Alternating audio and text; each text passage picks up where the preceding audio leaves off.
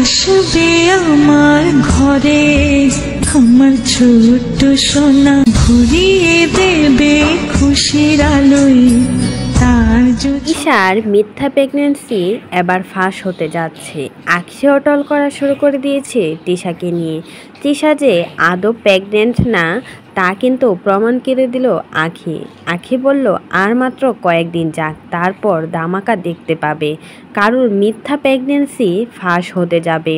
কারণ বাচ্চা নিয়ে যে ভিউ বাড়ানোর জন্য কতই না নাটক শুরু করে দিয়েছে। একজন মানুষ যদি প্রেগনেন্ট হয় তাহলে এভাবে নাচে গানে মস্তিতে কি করে থাকতে পারে। তিশাকে তো সবাই বলছে মিথ্যা নাটক করেছে আঁখিকে জ্বালানোর জন্য। আদতে তিশা কিন্তু প্রেগনেন্ট না, মিথ্যা বুয়া তারে রিপোর্ট দেখিয়েছিল তিশা। তাই তো আরশ খান তিশার সব কুকীর্তি ফাঁস করে দিল।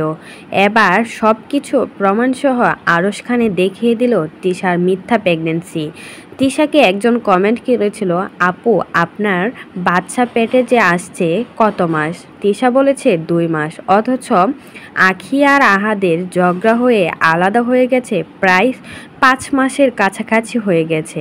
তাহলে কি করে তিশা 2 মাস বলতে পারে? অথচ আহাদের সাথে আঁখি ঝগড়া হওয়ার পর চলে যাওয়ার পরেই কিন্তু তিশার প্রেগনেন্সি রিপোর্ট বেরিয়েছিল, আর সেখানে বলেছিল তিশা নাকি প্রেগনেন্ট। তাহলে অথচ তাদের ঝগড়া হয়েছে 5 মাসের কাছাকাছি, সে কি করে বলতে পারে তার 2 মাস? তাহলে বোঝাই যাচ্ছে তিশা যে প্রেগনেন্ট না, শুধু শুধু নাটক করছে আর কিছুই না। আর একজন প্রেগনেন্ট মহিলা কি করে এভাবে নাচে গানে মস্তিতে থাকতে পারে? যারা নাকি বাচ্চা পেটে থাকে তারা কখনোই কিন্তু নাচতে পারে না, হাঁটতে গেলেও ভয় পায়। তাহলে তিশা এত শক্তি কিভাবে পায়?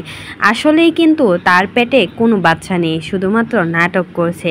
একজন প্রেগনেন্ট মহিলাকে দেখলে বোঝা যায় তার যে বাচ্চা পেটো, আর তিশাকে দেখলে বোঝাই যায় না বাচ্চা পেটো।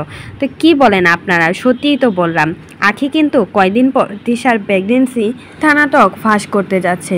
আরশ খান কিন্তু অলরেডি প্রমাণ সহ সবাইকে দেখিয়ে দিয়েছেন তিশা যে প্রেগনেন্ট না। এতেই প্রমাণ হয়ে গেল তিশা যে আসলে প্রেগনেন্ট না। আর যদি প্রেগনেন্ট হতো তাহলে রাত বিরাতে কি করে ছেলেদের সাথে ঘোরাফেরাই করতো, সাথে আবার নাচ গান মস্তিতে থাকতো। আসলে তিশা কিন্তু প্রেগনেন্ট না। প্রেগনেন্ট থাকলে একজন প্রেগনেন্ট মহিলা কখনোই এসব করে বেড়াতো না। কি বলেছিল, তোমরা 2 মাস পর নতুন নাটক দেখতে পারবা। কিন্তু তিশা ঠিকই নাটক দেখিয়ে ফেলল। রাজা আর রাজার বউকে তুলে নিয়ে আসছে আঁখির পিছনে লাগার জন্য। অথচ তিশা যে প্রেগনেন্ট তার কিন্তু এখন পর্যন্ত কোনো কিছুই দেখায়নি।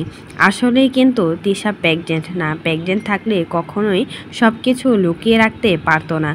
তো দেখা যাক আদৌ কি কোনো প্রমাণ দেখাতে পারে কি না তিশা, সেটাই কিন্তু দেখা বাকি।